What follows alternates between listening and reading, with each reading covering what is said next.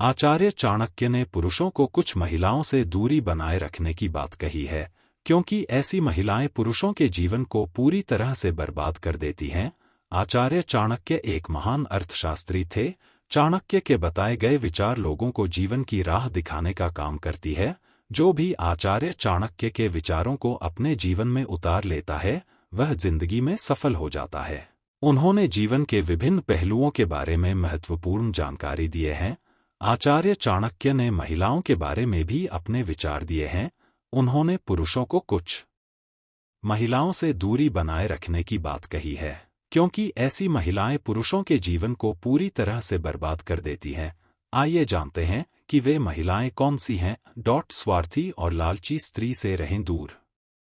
आचार्य चाणक्य ने कहा है कि जो स्त्रियां स्वार्थी और लालची हैं, उनसे पुरुषों को दूर रहना चाहिए। ऐसी स्त्रियां अपने मतलब से आपसे जुड़ती हैं और मतलब पूरा होने पर आपसे दूरियां बना लेती हैं।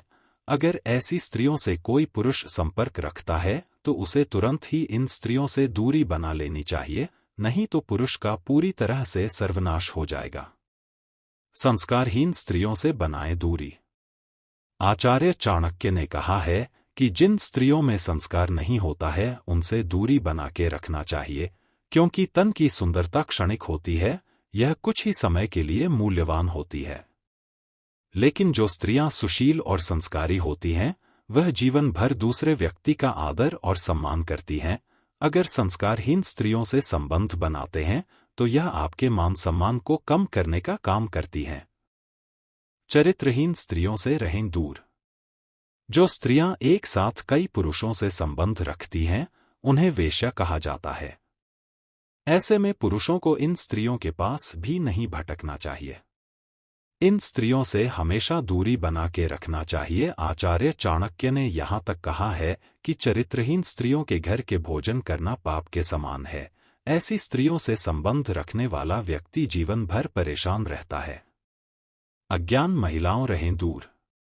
आचार्य चाणक्य के अनुसार उन महिलाओं से भी दूरी बना के रखनी चाहिए जो कि अज्ञान हो, अनपढ़ हों। ऐसी स्त्रियों के साथ रहने पर खुद का ही नुकसान होता है। उन्होंने कहा है कि लड़कियों को पढ़ा लिखा होना चाहिए, क्योंकि ज्ञानी महिलाएं ही समाज का निर्माण करती हैं। ये महिलाएं परिवार के विकास के साथ साथ समाज का भी विकास करती हैं।